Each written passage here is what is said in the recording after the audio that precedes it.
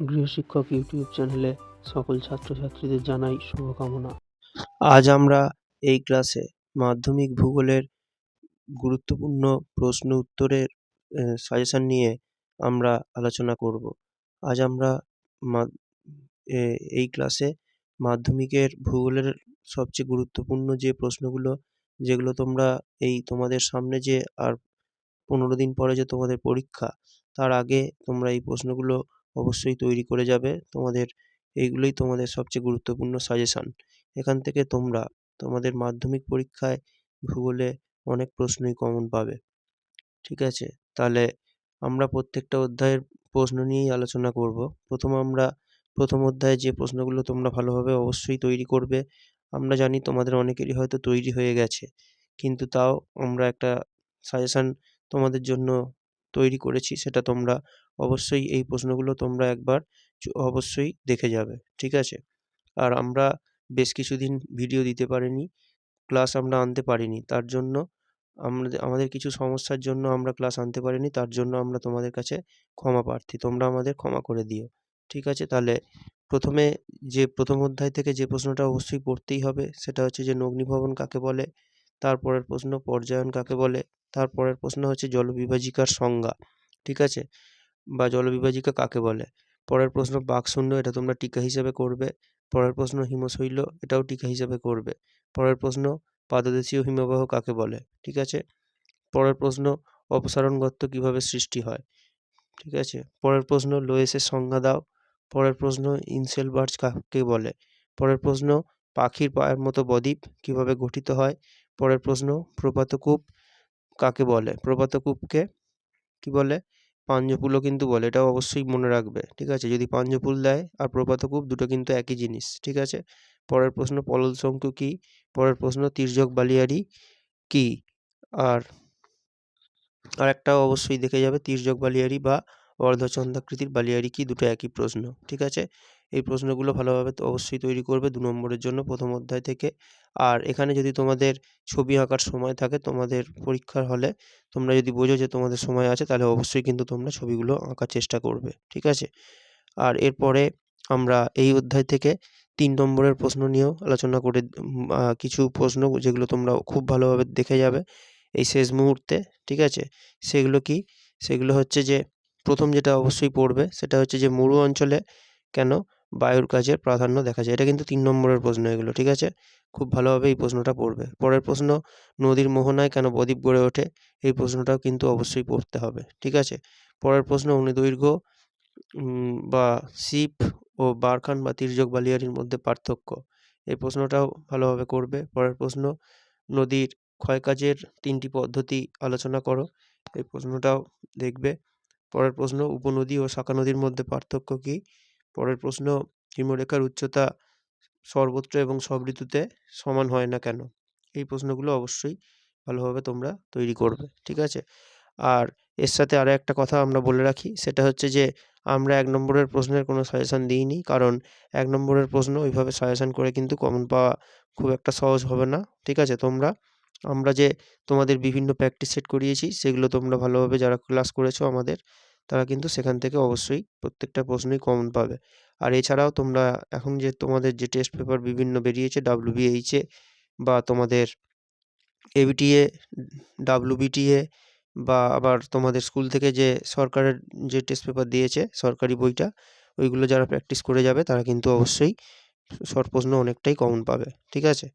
আর মাধ্যমিকের যে সালের প্রশ্ন যেগুলো আছে, বিভিন্ন সালে যেগুলো এসেছে, সেই প্রশ্নগুলো তোমরা অবশ্যই দেখে নিও। সেখান থেকেই তোমরা বেশিরভাগ প্রশ্ন অবশ্যই কমন পেয়ে যাবে। তাহলে তোমরা ভালোভাবে সব পরীক্ষার উত্তর, প্রত্যেকটা প্রশ্নেরই উত্তর দিয়ে আসতে পারবে। এরপর আমরা তোমাদের এই অধ্যায় থেকে 5 নম্বরেরও একটা প্রশ্ন তোমাদের লিখতে হয়। ঠিক আছে? এবং একটা প্রশ্ন তোমরা অবশ্যই কমন পাবে।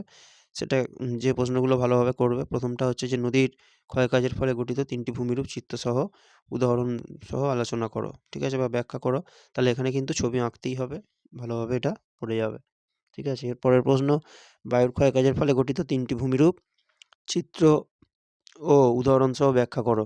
এই প্রশ্নটাও কিন্তু ভালোভাবে অবশ্যই তোমাদেরকে দেখতে হবে। পরের প্রশ্ন নদীর সঞ্চয় কার্যের ফলে যে ভূমিরূপগুলো তৈরি হয় সেইগুলো চিত্রসহ ব্যাখ্যা করো। এই প্রশ্নটাও কিন্তু ভালোভাবে দেখে যাও। আচ্ছা, এর মধ্যে নদীর ক্ষয় কাজটা কিন্তু খুব ইম্পর্টেন্ট, এটা ডবল স্টার দেয়াই আছে। আর বায়ুর ক্ষয় কাজটা এটাও তোমরা খুব ভালোভাবে দেখবে, ঠিক আছে? আর নদীর সঞ্চয় কাজ এটাও দেখতে হবে। আর এর পরের প্রশ্ন যেটা, সেটা হচ্ছে যে হিমবাহের ফলে গঠিত ভূমিরূপ উদাহরণসহ ও চিত্রসহ আলোচনা করো। হিমবাহের এটা সঞ্চয় কাজ, ঠিক আছে? আরেকটা হবে কি? আরেকটা হবে হচ্ছে যে হিমবাহের এই নদীর সঞ্চয় কাজও হবে আর হিমবাহের সঞ্চয় কাজও হবে। তাহলে প্রশ্নগুলো একই, একটা ক্ষয় কাজ, একটা সঞ্চয় কাজ, একটা নদীর সঞ্চয় কাজ, একটা হিমবাহের সঞ্চয় কাজ, ঠিক আছে? আর এর পরের প্রশ্ন যেটা আছে সেটা হচ্ছে যে বায়ুর সঞ্চয় কাজের ফলে গঠিত ভূমিরূপগুলো চিত্রসহ আলোচনা করো এটা। আর এর সাথে হিমবাহ ও জলধারার কাজের ফলে যে ভূমিরূপ তৈরি হয়, এখানে দুটো জিনিস একসাথে কাজ করে। এটাও একটা গুরুত্বপূর্ণ প্রশ্ন, এটাও খুব ভালোভাবে তোমাদের কিন্তু দেখতে হবে। আর এর সাথে বায়ু ও জলধারার কাজের ফলে যে ভূমিরূপগুলো তৈরি হয় সেগুলো চিত্রসহ ব্যাখ্যা করো। এখানে কিন্তু ৩টে করে ভূমিরূপ দিয়ে ছবি এঁকে উত্তরটা কিন্তু লিখতে হবে, ঠিক আছে? খুব ভালোভাবে এগুলো তোমরা অবশ্যই আরেকবার করে দেখে নেবে। এখান থেকে তোমরা পরীক্ষায় অবশ্যই কিন্তু প্রশ্ন কমন পাবেই, ঠিক আছে? আর আমাদের চ্যানেলটা যারা এখনও সাবস্ক্রাইব করোনি তারা সাবস্ক্রাইব করে বেল আইকনটা প্রেস করে রাখবে। তাহলে আমাদের চ্যানেলের নতুন ক্লাসগুলো তোমরা অবশ্যই দেখতে পাবে, ঠিক আছে? আর এরপর আমরা আমাদের ২ নম্বর অধ্যায় যেটা আছে সেটা হচ্ছে যে বায়ুমণ্ডল। বায়ুমণ্ডলের এটা আমাদের বইয়ে ৩ নম্বর অধ্যায় আছে। সেই প্রশ্নগুলো আমরা আলোচনা করব, ঠিক আছে? প্রথম যেটা পড়বে অবশ্যই সেটা হচ্ছে যে হিমপ্রাচীর কী? পরের প্রশ্ন অ্যাপোজি জোয়ার কাকে বলে? আর এরপরে যেটা অবশ্যই পড়তে হবে পেরিজি জোয়ার। আর পরের প্রশ্ন যেটা আছে যে সমুদ্র স্রোত কাকে বলে? এই প্রশ্নটাও অবশ্যই ভালোভাবে তোমরা দেখবে, ঠিক আছে? এর পরের প্রশ্ন যেটা পড়তে হবে সেটা হচ্ছে যে শৈবাল সাগর কী? ঠিক আছে? এগুলো। আর এরপর এই অধ্যায় থেকে ৩ নম্বরের প্রশ্ন। প্রথম প্রশ্নটা হচ্ছে যে সমুদ্র তরঙ্গ ও সমুদ্র স্রোতের পার্থক্য কী? এটা ৩ নম্বরের প্রশ্ন অবশ্যই করবে। পরের প্রশ্ন ভরা কোটাল ও মরা কোটালের মধ্যে তুলনামূলক আলোচনা করো বা পার্থক্য। দুটো কিন্তু একই প্রশ্ন, এটাও ভালোভাবে দেখবে, ঠিক আছে? আর এর পরের প্রশ্ন অমাবস্যার জোয়ার পূর্ণিমার জোয়ারের থেকে শক্তিশালী হয় কেন? এই প্রশ্নটা অবশ্যই একবার তোমরা দেখে যাবে, ঠিক আছে? আর এই অধ্যায় থেকেও আমরা ১ নম্বরের প্রশ্ন আর বলিনি, কারণ তোমরা শর্ট প্রশ্নের যে প্র্যাকটিস সেটগুলো করেছো সেখান থেকেই কিন্তু তোমরা অবশ্যই শর্ট প্রশ্ন কমন পাবে, ঠিক আছে? আর এরপরে ৫ নম্বরের প্রশ্ন এখান থেকে যেগুলো অবশ্যই পড়তে হবে সেটা হচ্ছে যে সমুদ্র স্রোত সৃষ্টির কারণগুলি আলোচনা করো, ঠিক আছে? এই প্রশ্নটা মানে সমুদ্র স্রোত যে কারণগুলোতে জন্য সৃষ্টি হয় সেইগুলো অবশ্যই লিখতে হবে। পরের প্রশ্ন সমুদ্র স্রোত সৃষ্টির নিয়ন্ত্রকগুলি আলোচনা করো, ঠিক আছে? এটা। আর এরপরে যে প্রশ্নটা স্টার দেওয়া আছে এটা কিন্তু কমন পাওয়ার চান্স বেশি। সেটা হচ্ছে যে সমুদ্র স্রোতের ৩টি প্রভাব বা ফলাফল আলোচনা করো, ঠিক আছে? এই প্রশ্নটাও খুব ভালোভাবে তোমরা অবশ্যই তৈরি করে যাবে। এখানেও কিন্তু তোমাদের ছবি আঁকতে হবে। তোমরা বুঝে ছবিগুলো কিন্তু আঁকবে, ঠিক আছে? আর এর পরের ক্লাসে আমরা তোমাদের এই ভারতের যে প্রাকৃতিক ভূগোল বা আর যেটুকু অংশ তোমাদের বাকি থেকে গেল সাজেশানের সেটা আমরা এর পরের ক্লাসে আলোচনা করব, ঠিক আছে?